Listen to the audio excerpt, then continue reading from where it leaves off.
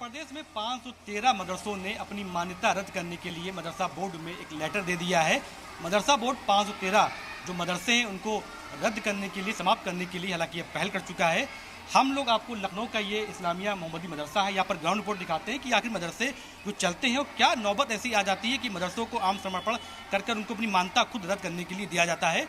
जो बच्चे यहाँ पढ़ रहे हैं, छोटे बच्चे हैं जो यहाँ पर दीनी तालीम हासिल करते हैं, जो दुनियावी तालीम के साथ साथ अरबी उर्दू पढ़ने आते हैं घर से अपने, इनको साथ साथ इनके माता पिता चाहते हैं कि इनके बच्चे दीनी तालीम के साथ साथ जो है दुनियावी तालीम सीखें। हमारे साथ जो मदरसे बोर्ड में जो मदरसा में जो पढ़ाते हैं शिक्षक, उनसे बात भी करते हैं। सबसे पहले पूछते हैं आपसे कि यहाँ पर जो मदरसे चलते हैं, आप लोग चलाते हैं, कैसे मदरसे चलाए जाते हैं और कितनी तालीम इन लोग कैसे दी जाती है? जी, बहुत बहुत शुक्रिया, आपने बहुत अच्छा सवाल उठाया है और ये ऐसा सवाल है कि जिसको समझ करके बहुत सारी जो परेशानियां हैं वो भी समझ में आएंगी। बहुत बेहतर आपने सवाल किया है। देखिए, जो मदरसे चलते हैं ये जो है, जो यहाँ पे बच्चे पढ़ने के लिए आते हैं वो जो तालीमी फ़ीस देते हैं जो कि बहुत नॉमिनल सी होती है, बहुत कम होती है, वो एक ज़रिया होता है। और दूसरा, जो महल्ले के जो अहले खैर हजरात होते हैं, पैसे वाले लोग होते हैं, जब वो ताउन करते हैं, पैसे देते हैं, तो उसके ज़रिए से फिर जो है आमतौर से मदरसे चलते हैं। ज़कात वगैरह होती है, अतियात होते हैं, सदक़ात होते हैं, इन सारी चीज़ों से सारी चीज़ें जो है मदरसे वगैरह चलते हैं, जिनमें जो है ख़ास तौर से मॉरल एजुकेशन पे ध्यान दिया जाता है। वालिदैन के हुकूक़ हैं, माँ बाप के हुकूक़ हैं, ये सारी चीज़ें बच्चों को बताई जाती हैं। क्योंकि आम तौर से ये चीज़ देखने में आ रही है कि बच्चे पढ़ तो रहे हैं लेकिन कहीं ना कहीं वो अपनी जो तहज़ीब है, अदब है वालिदैन का या बड़ों का, उससे दूर होते जा रहे हैं और ये सारी चीज़ें हैं। तो एक मज़हब या धर्म होता है जो एक आदमी को इंसान बनाता है, बेहतर बनाता है, और जब इंसान बेहतर बनता है तो फिर वो अपने मुल्क के लिए, अपने देश के लिए, उसके निर्माण में बहुत अहम भूमिका अदा करता है। जो मदरसे 513 मदरसे जो उन्होंने अपनी मान्यता रद्द करने के लिए उत्तर प्रदेश मदरसा बोर्ड में दे दिया है, क्या दिक्कतें ऐसी आती होंगी? क्योंकि कुछ मदरसे हैं जो गवर्नमेंट से टाइप नहीं होते हैं, खुद चलाते हैं, क्या दिक्कतें आई होती हैं? जी, देखिए, ये बहुत बड़ी बात है कि अगर कोई इदारा, कोई मदरसे अपने आप को चला नहीं पा रहे हैं और उसको बंद करने के लिए दरख्वास्त दे रहे हैं, तो ये बहुत बड़ा सवाल है।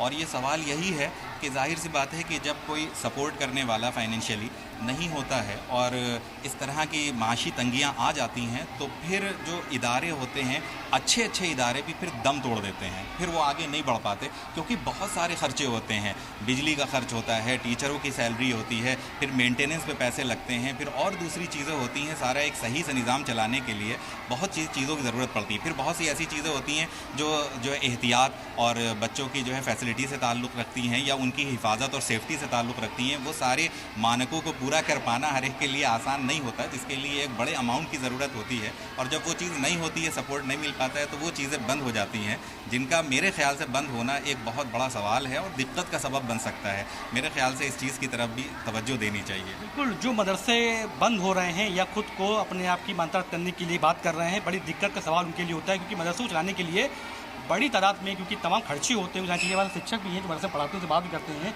आप लोग यहाँ मदरसे में पढ़ा रहे हैं, दीनी तालीम दे रहे हैं, किस सही तालीम कैसे पढ़ा रहे हैं आप?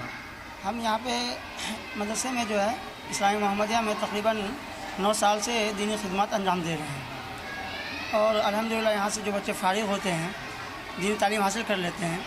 यहाँ के ज़्यादातर बच्चे जो होते हैं वो स्कूल के होते हैं, और स्कूल के साथ साथ में जो है फिर दीनी तालीम भी हासिल करने के लिए मदरसे आते हैं बच्चे। जब बच्चे यहाँ दीनी तालीम हासिल कर लेते हैं, दीनियात की तालीम, तो आगे जो यहाँ पे हिफ्ज़ के कोर्स रखे गए हैं। इंशाल्लाह फिर बच्चे वहाँ हाफ़िज़ कुरान बनते हैं।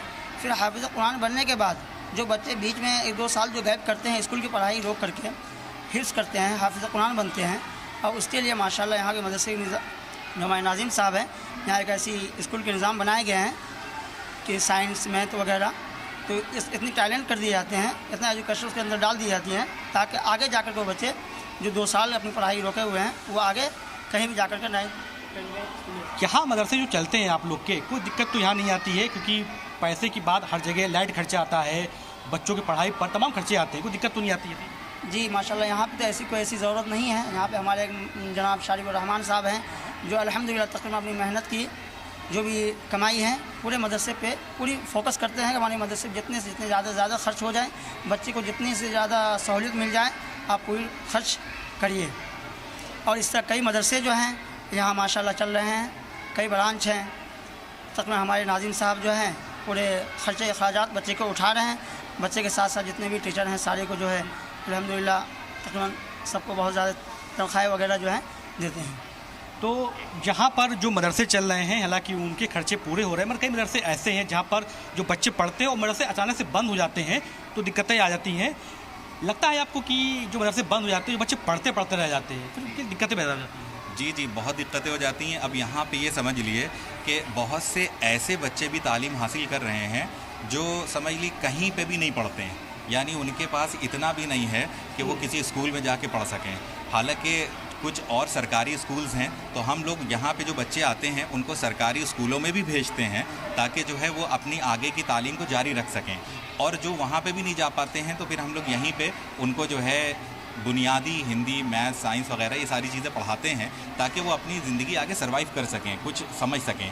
तो बहुत से ऐसे बच्चे हैं जो कहीं नहीं जा रहे हैं, कुछ नहीं पढ़ रहे हैं, लेकिन अल्हम्दुलिल्लाह यहाँ मदरसे के ताल्लुक़ से मदरसे में आकर के वो बहुत कुछ सीख रहे हैं। यानी जिस तरीके से पहले भी मदरसों ने एक अहम किरदार अदा किया है और मदरसों से प्रेमचंद और डॉक्टर राजेंद्र प्रसाद जैसी बड़ी बड़ी शख्सियात पढ़ करके निकली, फारिग हुई। मौलाना हज़रत मोहानी साहब थे जिन्होंने इनकलाब जिंदाबाद का नारा दिया और जिसे सुन के अंग्रेज़ भी जो है थर्रा जाते थे, घबरा जाते थे। इस तरह के लोग भी मदरसों से फारिग हुए हैं, निकले हैं। तो कोशिश यही है कि कोई भी शहरी अनपढ़ ना रह जाए, वो पढ़ जाए किसी ना किसी तरह से। बाकी इसके लिए जहाँ पे जैसे जो कमी आती है, जो हमारे टीचर्स हैं जिनसे अभी आपने बात की, ये लोग खुद लोगों से बात करते हैं, अपनी मेहनत दिखाते हैं। तो बहुत से लोग ऐसे हैं जो यहाँ पे ताउन करते हैं। जब वो ताउन करते हैं तो अल्हम्दुलिल्लाह ये है कि काम हो जाता है और बहुत कम समझ लिए पैसे लेकर के असातिज़ा पढ़ा देते हैं। खिदमत के जज्बे से सब लगे हुए हैं, जिससे अल्हम्दुलिल्लाह ये कारवां चल रहा है। तो मुहिम ये रहती है कि बच्चे पढ़ जाएं। मदरसों में ये मुहिम चलाई जा रही है कि कोई भी बच्चा अनपढ़ ना रह पाए। जिनके पास पैसे बिल्कुल नहीं होते वो मदरसों में पढ़ रहे हैं, दुनियावी तालीम के साथ साथ दीन तालीम इंसान कर रहे हैं। और जो ज़कात या हदिया या फंडिंग जो होती है उसी के आधार पर मदरसे चलते हैं। ऐसे में तमाम लोग होते हैं जो मदरसों में पैसा देते हैं, उनके पैसे से तमाम ऐसे हज़ारों बच्चे पढ़ रहे हैं जो एजुकेशन हासिल कर रहे हैं, क्योंकि मदरसे के पढ़े हुए बच्चे भी IAS PCS बन रहे हैं। क्या सलाम सर, अतीक अहमद, सलाम TV, लखनऊ।